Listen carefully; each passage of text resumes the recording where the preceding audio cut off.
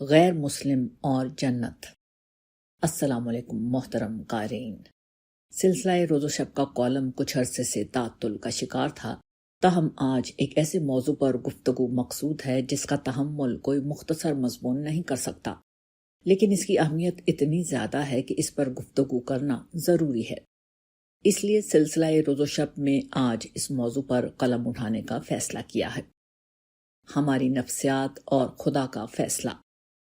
مسلمانوں میں ایک رویہ عمومی طور پر پایا جاتا ہے، وہ یہ کہ وہ کسی فرد کی جنت یا جہنم کا فیصلہ بہت اطمینان کے ساتھ کر دیتے ہیں۔ اگرچہ یہ ایک فطری چیز ہے کہ کوئی شخص نیکی کی زندگی گزار رہا ہو تو اس کے متعلق ایک عمومی حسن ظن پیدا ہو جاتا ہے۔ اسی طرح بدکاری اور ظلم و عصیان کی زندگی کو دیکھ کر حسن ظن رکھنا آسان نہیں ہوتا۔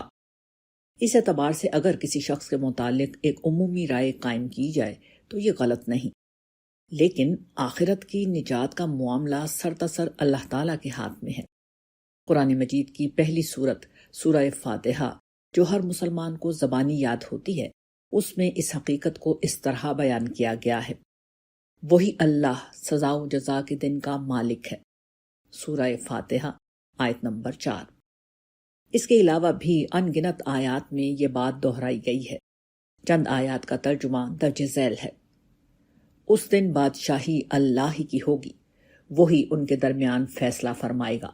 سورہ حج آیت 56۔ پھر وہ اپنے سچے مالک اللہ کی طرف لوٹائے جائیں گے، سن لو فیصلہ اسی کا ہے اور وہ سب سے جلد حساب لینے والا ہے۔ سورہ انعام آیت 62۔ فیصلہ تو صرف اللہ ہی کے ہاتھ میں ہے۔ سورہ انعام آیت 57۔ یہ معاملہ اس وجہ سے اور زیادہ اہم ہے کہ مذہبی لوگ اپنے اختلافات کی بنیاد پر اپنے حق پر ہونے کا یقین رکھتے ہیں اور دوسروں کی گمراہی، ان کے کفر اور آخرت میں جہنم کا فیصلہ اطمینان کے ساتھ سناتے ہیں۔ چنانچہ ان مذہبی اختلافات کے پس منظر میں کئی مقامات پر یہ حقیقت اس طرح واضح کی گئی ہے کہ فیصلہ اللہ ہی کرے گا۔ کہو اے اللہ، آسمانوں اور زمین کے پیدا کرنے والے، تو اپنے بندوں کے درمیان فیصلہ کرے گا اس بات میں جس میں وہ اختلاف کرتے تھے۔ سورہ زمر آیت 46۔ پھر وہ آپس میں اختلاف کرنے لگے، یقیناً تیرا رب قیامت کے دن ان کے درمیان فیصلہ کرے گا۔ سورہ جاسیہ آیت 17۔ تیرا رب قیامت کے دن ان کے درمیان فیصلہ کرے گا جن باتوں میں وہ اختلاف کرتے تھے۔ سورہ یونس آیت 93۔ ایک عقلی سوال۔ مسلمانوں کے مذہبی فرقے عام طور پر اپنے فرقہ ناجیہ اور دوسروں کے باطل پر ہونے کا یقین رکھتے ہیں۔ اس کے علاوہ مسلمانوں کا ایک اجماعی نقطہ نظر بھی ہے کہ ہر مسلمان آخر کار جنت میں جائے گا اور ہر غیر مسلم جہنم میں۔ اس بات پر لوگوں کا اتنا یقین ہے کہ اس سے مختلف کسی بات کا کوئی شخص تصور بھی نہیں کر سکتا۔ مسلمانوں کے اس تصور کی اساس کیا ہے اور اس میں کہاں غلط فہمی لگی ہے، اس کا جائزہ ہم بعد میں لیں گے، مگر اس سے قبل یہ حقیقت اس تصور کو باطل کرنے کے لیے کافی ہے کہ یہ تصور نجات خدا کے عدل کے بالکل خلاف ہے۔ اس کی وجہ یہ ہے کہ عام طور پر لوگ کسی مذہب سے اس لیے وابستہ ہوتے ہیں کہ وہ اسی پر پیدا ہوئے ہوتے ہیں۔ اس میں ان کے اپنے غور و فکر، تلاش و جستجو یا تلاش حق اور حق پرستی کا کوئی عمل دخل نہیں ہوتا۔ لہٰذا اگر یہی معیار نجات ہے تو ہر وہ غیر مسلم جو جہنم میں جائے گا، روز قیامت اللہ کے عدل پر یہ سوال اٹھا دے گا کہ اسے غیر مسلم گھرانے میں اللہ نے پیدا کیا تھا، جبکہ مسلمانوں کو مسلم گھرانوں میں پیدا کرنا بھی اللہ ہی کا فیصلہ ہے۔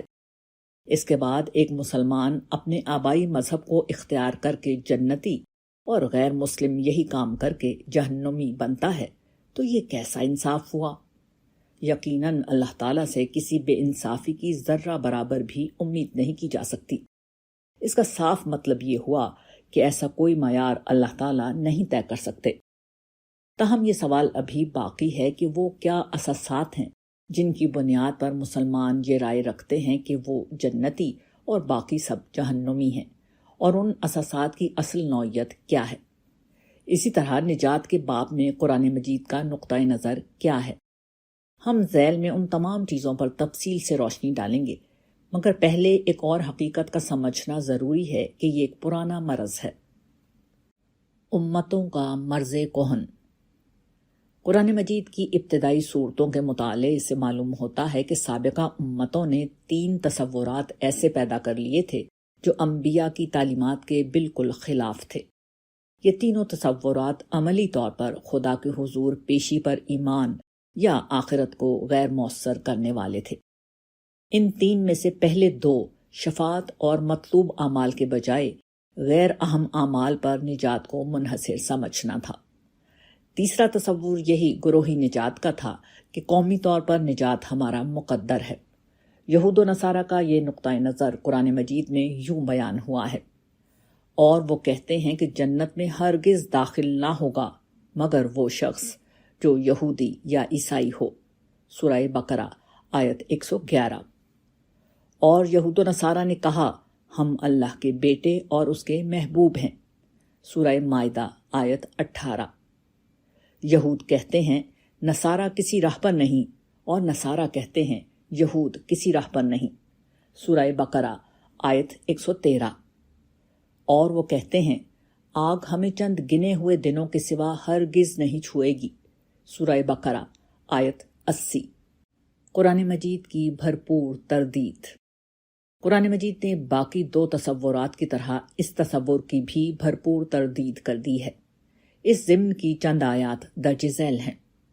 یہ ان کی خواہشات ہیں، کہہ دو اپنی دلیل لاؤ اگر سچے ہو، سورہ بقرہ آیت نمبر 111۔ ہاں، جو شخص خالص اللہ کے لیے اپنا رخ جھکا دے اور نیک عمل کرے، اس کا اجر اس کے رب کے پاس ہے، سورہ بقرہ آیت 112۔ نہ تمہاری آرزوؤں سے کچھ ہوگا، نہ اہل کتاب کی آرزوؤں سے، جو برائی کرے گا اسے اس کی سزا ملے گی، سورہ نساء آیت 123۔ قرآن مجید کی اس بھرپور تردید کے باوجود بدقسمتی سے مسلمانوں میں بھی یہ تصورات پوری طرح راسخ ہیں۔ گروہی نجات کے اس آخری تصور کے بارے میں تو پوری امت میں اجماع پایا جاتا ہے۔ چنانچہ اب ضروری ہے کہ ہم ان اساسات کو دیکھیں کہ کس طرح لوگوں کو اس حوالے سے غلط فہمی لاحق ہوئی ہے، اور پھر آخر میں ہم دیکھیں گے کہ اس باب میں اللہ تعالیٰ نے اپنا نقطہ نظر قرآن مجید میں کیسے بیان کیا ہے۔ قرآن و حدیث کے بیانات سے غلط فہمی۔ گروہی نجات کے عقیدے کی اساس قرآن و حدیث سے پیش کی جاتی ہے، خاص طور پر احادیث سے، جہاں سیاق کلام اور موقع محل کے علاوہ اکثر اوقات پوری بات سامنے نہیں ہوتی، اس طرح کے نتائج اخذ کر لیے جاتے ہیں۔ مثال کے طور پر یہ تصور عام طور پر بہت رائج ہے کہ ہر کلمہ گو مسلمان جنتی ہے۔ اس نقطہ نظر کی اساس جس طرح کی روایات پر ہے، ان میں سے چند درج ذیل ہیں۔ رسول اللہ صلی اللہ علیہ وآلہ وسلم نے فرمایا، جو شخص مر گیا اور وہ یقین کے ساتھ جانتا تھا کہ اللہ تعالیٰ کے سوا کوئی عبادت کے لائق نہیں، وہ جنت میں داخل ہوگا۔ مسلم رقم 136۔ لوگو لا الہ الا اللہ کہہ لو، تم کامیاب ہو جاؤ گی۔ احمد رقم 16023۔ میری ساری امت جنت میں داخل ہوگی سوائے اس کے جو انکار کرے۔ صحابہ نے پوچھا، انکار کون کرے گا؟ آپ صلی اللہ علیہ وآلہ وسلم نے فرمایا، جو میری اطاعت کرے وہ جنت میں جائے گا، اور جو نافرمانی کرے وہ انکار کرنے والا ہے۔ بخاری رقم 7280۔ جس کی آخری بات لا الہ الا اللہ ہو وہ جنت میں داخل ہوگا۔ ابی داؤد رقم 3116۔ حضرت ابو ہریرہ رضی اللہ تعالی عنہ نے کہا، ہم رسول اللہ صلی اللہ علیہ وآلہ وسلم کے چاروں طرف ایک جماعت کی صورت میں بیٹھے ہوئے تھے۔ ہمارے ساتھ حضرت ابو بکر اور حضرت عمر رضی اللہ تعالی عنہم بھی موجود تھے۔ رسول اللہ صلی اللہ علیہ وآلہ وسلم ہمارے درمیان سے اٹھے اور کسی طرف چلے گئے۔ پھر آپ نے ہماری طرف واپسی میں بہت تاخیر کر دی تو ہم ڈر گئے کہ کہیں ہمارے بغیر آپ کو کوئی غزل نہ پہنچائی جائے۔ اس پر ہم بہت گھبرائے اور آپ کی تلاش میں نکل کھڑے ہوئے۔ سب سے پہلے میں ہی گھبرایا اور رسول اللہ صلی اللہ علیہ وآلہ وسلم کو ڈھونڈنے نکلا، یہاں تک کہ میں انصار کے خاندان بنو نجار کی 4 دیواری سے گھرے ہوئے ایک باغ تک پہنچا، اور میں نے اس کے ارد گرد چکر لگایا کہ کہیں پر دروازہ مل جائے۔ لیکن مجھے نہ ملا۔ اچانک پانی کی ایک گزرگاہ دکھائی دی جو باہر کے کنویں سے باغ کے اندر جاتی تھی۔ میں لومڑی کی طرح سمٹ کر داخل ہوا اور رسول اللہ صلی اللہ علیہ وآلہ وسلم کے پاس پہنچ گیا۔ آپ نے پوچھا، ابو ہریرہ ہو؟ میں نے عرض کی، جی ہاں اے اللہ کے رسول۔ آپ نے فرمایا، تمہیں کیا معاملہ درپیش ہے؟ میں نے عرض کی، آپ ہمارے درمیان تشریف فرما تھے، پھر وہاں سے اٹھ گئے، پھر آپ نے ہماری طرف واپس آنے میں دیر کر دی تو ہمیں خطرہ لاحق ہوا کہ آپ ہم سے کاٹ نہ دیے جائیں۔ اس پر ہم گھبرا گئے۔ سب سے پہلے میں گھبرا کر نکلا تو اس باغ تک پہنچا اور اس طرح سمٹ کر اندر گھس آیا ہوں جیسے لومڑی سمٹ کر گھستی ہے، اور یہ دوسرے لوگ میرے پیچھے آ رہے ہیں۔ تب آپ صلی اللہ علیہ وآلہ وسلم نے فرمایا، اے ابو ہریرہ، اور مجھے اپنے نالین عطا کیے اور ارشاد فرمایا، میرے یہ جوتے لے جاؤ، اور اس چار دیواری کے دوسری طرف تمہیں جو بھی ایسا آدمی ملے جو دل کے پورے یقین کے ساتھ لا الہ الا اللہ کی شہادت دیتا ہو، اسے جنت کی خوشخبری سنا دو۔ سب سے پہلے میری ملاقات عمر بن خطاب رضی اللہ تعالیٰ عنہ سے ہوئی۔ انہوں نے کہا، ابو ہریرہ، تمہارے ہاتھ میں یہ جوتے کیسے ہیں؟ میں نے کہا، یہ رسول اللہ صلی اللہ علیہ وآلہ وسلم کے نالین مبارک ہیں۔ آپ نے مجھے یہ نالین دے کر بھیجا ہے کہ جس کسی کو ملوں جو دل کے یقین کے ساتھ لا الہ الا اللہ کی شہادت دیتا ہو، اسے جنت کی بشارت دے دوں۔ عمر رضی اللہ تعالیٰ عنہ نے میرے سینے پر اپنے ہاتھ سے ایک ضرب لگائی جس سے میں اپنی سرینوں کے بل گر پڑا، اور انہوں نے کہا، اے ابو ہریرہ، پیچھے لوٹو۔ میں رسول اللہ صلی اللہ علیہ وآلہ وسلم کے پاس اس عالم میں واپس آیا کہ مجھے رونا آ رہا تھا، اور عمر رضی اللہ تعالیٰ عنہ میرے پیچھے لگ کر چلتے آئے تو اچانک میرے عقب سے نمودار ہو گئے۔ رسول اللہ صلی اللہ علیہ وآلہ وسلم نے مجھ سے کہا، اے ابو ہریرہ، تمہیں کیا ہوا؟ میں نے عرض کی، میں عمر رضی اللہ تعالیٰ عنہ سے ملا اور آپ نے مجھے جو پیغام دے کر بھیجا تھا میں نے انہیں بتایا تو انہوں نے میرے سینے پر ایک ضرب لگائی ہے جس سے میں اپنی سرینوں کے بل گر پڑا، اور مجھ سے کہا کہ پیچھے لوٹو۔ رسول اللہ صلی اللہ علیہ وآلہ وسلم نے فرمایا، عمر، تم نے جو کیا اس کا سبب کیا ہے؟ انہوں نے عرض کی، اللہ کے رسول، آپ پر میرے ماں باپ قربان ہوں، کیا آپ نے ابو ہریرہ کو اس لیے نالین دے کر بھیجا تھا کہ دل کے یقین کے ساتھ لا الہ الا اللہ کی شہادت دینے والے جس کسی کو ملے اسے جنت کی بشارت دے؟ آپ صلی اللہ علیہ وآلہ وسلم نے فرمایا، ہاں۔ عمر رضی اللہ تعالیٰ عنہ نے عرض کی، تو ایسا نہ کیجیے، مجھے ڈر ہے کہ لوگ بس اسی شہادت پر بھروسہ کر بیٹھیں گے، انہیں چھوڑ دیں کہ وہ عمل کرتے رہیں۔ رسول اللہ صلی اللہ علیہ وآلہ وسلم نے فرمایا، اچھا تو ان کو چھوڑ دو۔ مسلم رقم 147۔ ایک مرتبہ معاذ بن جبل رسول اللہ صلی اللہ علیہ وآلہ وسلم کے پیچھے سواری پر سوار تھے۔ آپ صلی اللہ علیہ وآلہ وسلم نے فرمایا، اے معاذ۔ میں نے عرض کیا، حاضر ہوں یا رسول اللہ۔ آپ صلی اللہ علیہ وآلہ وسلم نے دوبارہ فرمایا، اے معاذ۔ میں نے عرض کیا، حاضر ہوں اے اللہ کے رسول۔ آپ صلی اللہ علیہ وآلہ وسلم نے سیبارہ فرمایا، اے معاذ۔ میں نے عرض کیا، حاضر ہوں اے اللہ کے رسول۔ 3 بار ایسا ہوا۔ اس کے بعد آپ صلی اللہ علیہ وآلہ وسلم نے فرمایا کہ جو شخص سچے دل سے اس بات کی گواہی دے کہ اللہ کے سوا کوئی معبود نہیں اور محمد صلی اللہ علیہ وآلہ وسلم اللہ کے سچے رسول ہیں، اللہ تعالیٰ اس کو دوزخ کی آگ پر حرام کر دیتا ہے۔ میں نے کہا، یا رسول اللہ، کیا اس بات سے لوگوں کو باخبر نہ کر دوں تاکہ وہ خوش ہو جائیں؟ آپ صلی اللہ علیہ وآلہ وسلم نے فرمایا، اگر تم یہ خبر سناؤ گے تو لوگ اس پر بھروسہ کر بیٹھیں گے اور عمل چھوڑ دیں گے۔ معاذ رضی اللہ تعالیٰ عنہ نے انتقال کے وقت یہ حدیث اس خیال سے بیان فرما دی کہ کہیں حدیث رسول چھپانے کے گناہ پر ان سے آخرت میں مواخذہ نہ ہو۔ مسلم رقم 148۔ مضمون کی طوالت کا خوف نہ ہوتا تو ہم اس نوعیت کی مزید روایات نقل کر دیتے، مگر ان ساری روایات میں چند باتیں بالکل واضح ہیں۔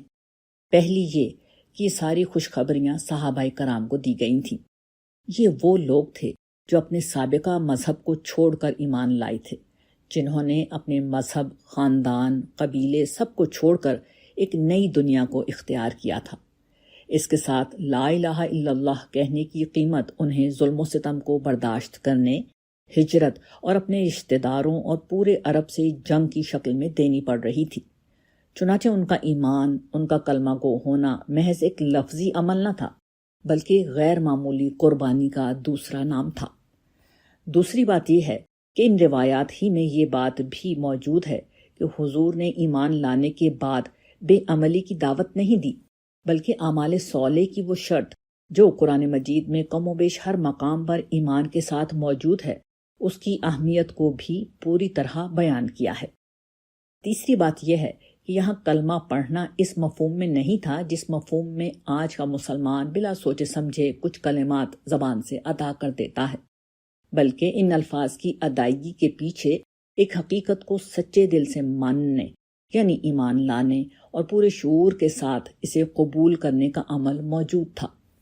ساتھ میں یہ عزم تھا کہ اب زندگی اس ایمان کے تقاضوں کو پورا کرتے ہوئے گزرے گی۔ اعتراف حق کے اس کلمے کا ہم پیدائشی مسلمانوں کے کلمے سے کیا موازنہ، جن کے لیے یہ الفاظ بس والدین کے دین کو بلا سوچے سمجھے قبول کرنے کا نام ہے، اور اس کے ساتھ ایمان اور عمل کی ہر خرابی ہمارے اندر موجود رہتی ہے اور ہمیں اس پر کوئی پریشانی نہیں ہوتی۔ قرآن مجید اور اس کے پہلے مخاطبین۔ ان روایات کو اگر پوری طرح سمجھنا ہے تو قرآن مجید اور اس کی دعوت کو سمجھنا ضروری ہے۔ اس سے یہ بات بھی سمجھ میں آ جائے گی کہ مسلمانوں کو جنتی سمجھنے کے علاوہ غیر مسلموں کو جہنمی سمجھنے کی ہماری اس نفسیات میں کیا غلطی شامل ہے۔ قرآن مجید اللہ کا کلام ہے جو اس کے آخری نبی اور رسول صلی اللہ علیہ وآلہ وسلم پر نازل ہوا۔ جب اس کا نزول شروع ہوا تو اس زمانے میں پہلے ہی سے دین ابراہیمی کے نام لیوا مشرکین اور اہل کتاب موجود تھے۔ خاص طور پر یہود و نصارہ میں تو ایک پوری مذہبی روایت، انبیاء کی تاریخ اور نبیوں کا سلسلہ موجود تھا۔ وہ توحید، نبوت، آخرت، کتابوں اور فرشتوں، غرض تمام ایمانیات کے ماننے والے تھے۔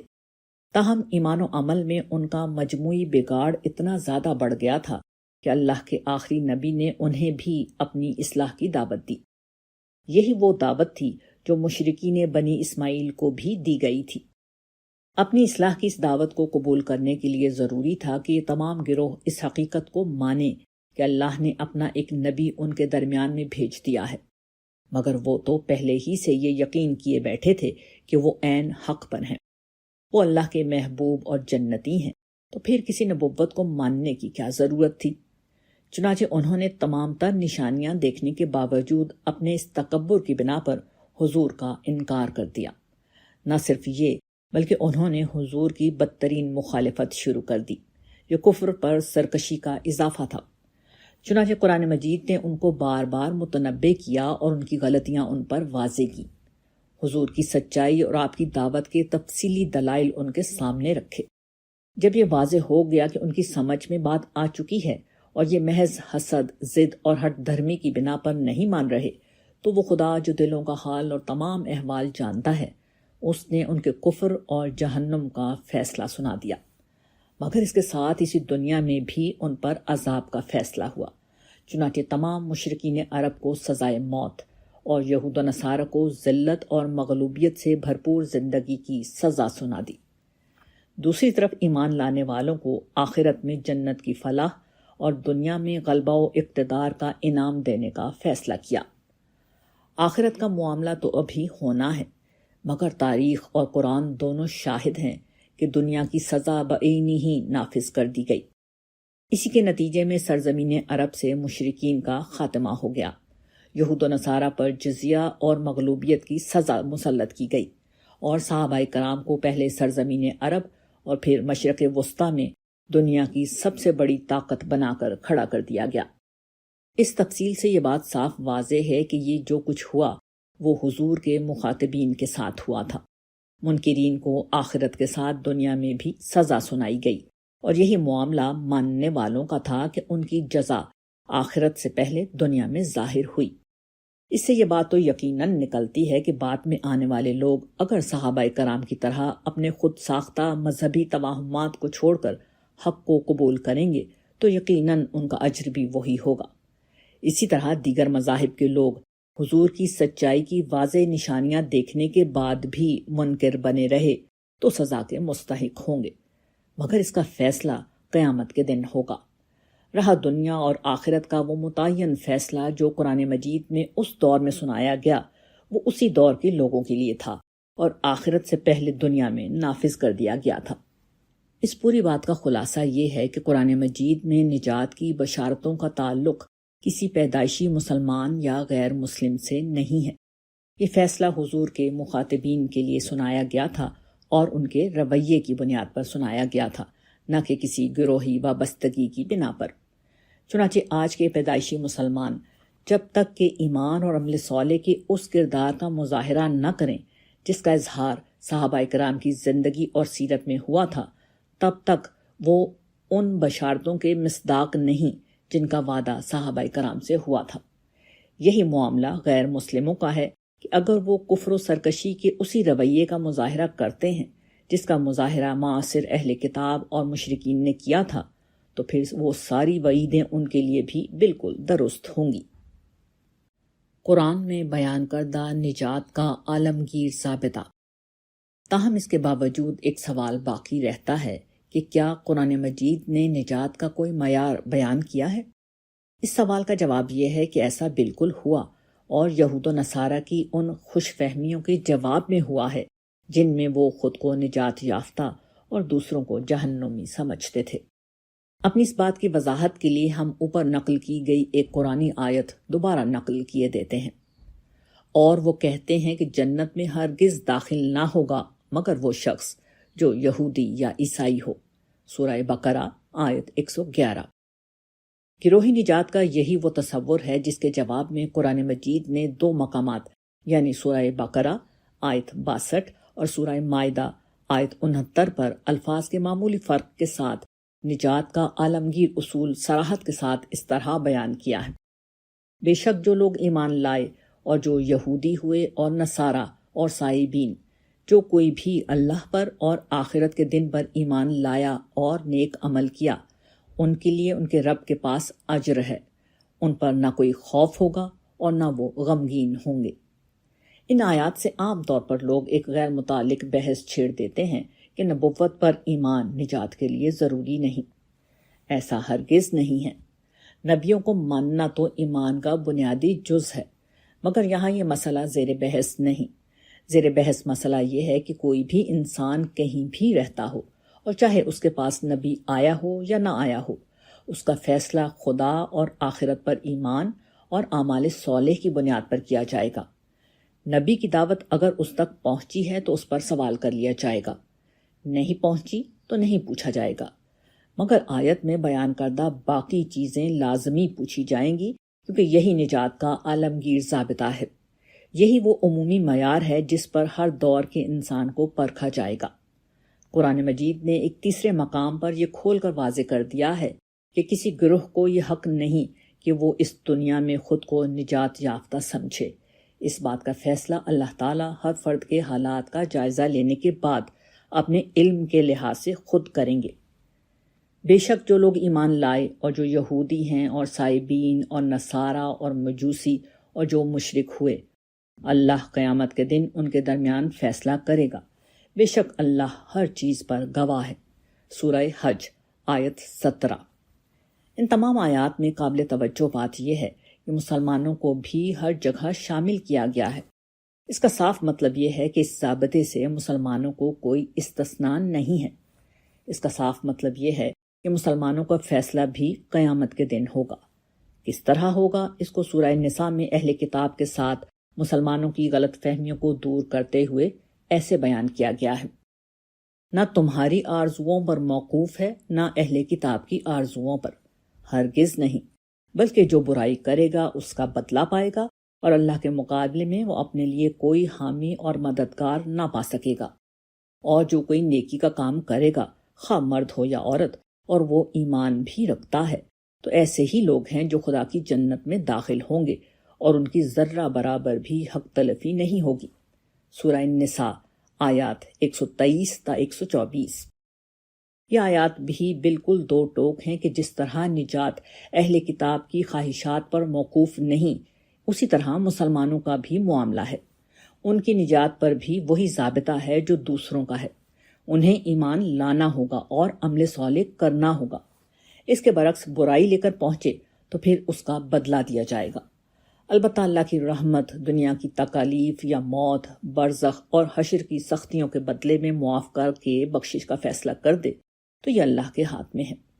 اس معاملے میں خدا کی رحمت اس حد تک گئی ہے کہ شرک سے کمتر ہر گناہ کو وہ قابل معافی قرار دیتے ہیں۔ سورہ نساء آیات 48 اور 116 میں یہ بات اس طرح بیان ہوئی ہے: اللہ اس بات کو نہیں بخشے گا کہ جانتے بوجھتے کسی کو اس کا شریک ٹھہرایا جائے۔ اس کے نیچے البتہ جس کے لیے جو گناہ چاہے گا اپنے قانون کے مطابق بخش دے گا۔ سورہ نساء آیات 48 اور 116۔ یہاں بھی معیار توحید سے وابستگی ہے، نہ کہ کسی گروہ سے وابستگی۔ اسی چیز کو متعدد روایات میں اس طرح بیان کیا گیا ہے کہ توحید پر سچے دل سے ایمان جہنم سے نجات دلانے والی چیز ہے۔ کافروں کا مسئلہ۔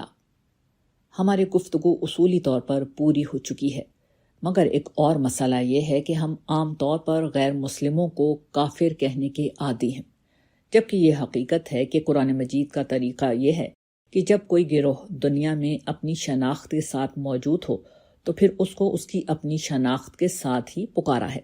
ہاں، جب یہ بات بیان کرنا مقصود ہو کہ انہوں نے جان بوجھ کر حق کا انکار کر دیا ہے اور ان پر حجت تمام ہو چکی ہے، تب یہ اسالیب اختیار کیے ہیں، یا پھر اس وقت یہ اسلوب اختیار کیا جاتا ہے جب یہ بتانا مقصود ہو کہ کوئی گروہ ایمانیات کا منکر ہے، یعنی یہ لفظ اس موقع پر اپنے لغوی مفہوم میں آتا ہے جس کا معنی انکار کرنا ہے، نہ کہ اس مفہوم میں جس میں رسولوں کے اتمام حجت کے بعد قوموں کے کفر اور جہنم کا فیصلہ ہو جاتا ہے۔ اس کے دو نظائر درج ذیل ہیں۔ یہود کہتے ہیں کہ عزیر اللہ کا بیٹا ہے اور نصارہ کہتے ہیں کہ مسیح اللہ کا بیٹا ہے۔ یہ ان کے اپنے منہ کی باتیں ہیں۔ یہ ان لوگوں کے قول کی مشابہت کرتے ہیں جنہوں نے اس سے پہلے کفر کیا تھا۔ اللہ انہیں غارت کرے کہاں بہکائے جاتے ہیں۔ سورہ توبہ آیت 30۔ اس آیت میں پہلے کفر کرنے والوں سے مراد رومی اور یونانی اور دیگر قدیم مشرک اقوام ہیں جن کے اثرات سے یہود و نصارہ نے پیغمبروں کو خدا کا بیٹا قرار دیا تھا۔ یہ چونکہ توحید خالص کے اعلانیہ منکر تھے، اس لیے اس پہلو سے کفر کا لفظ ان کے لیے استعمال ہوا ہے۔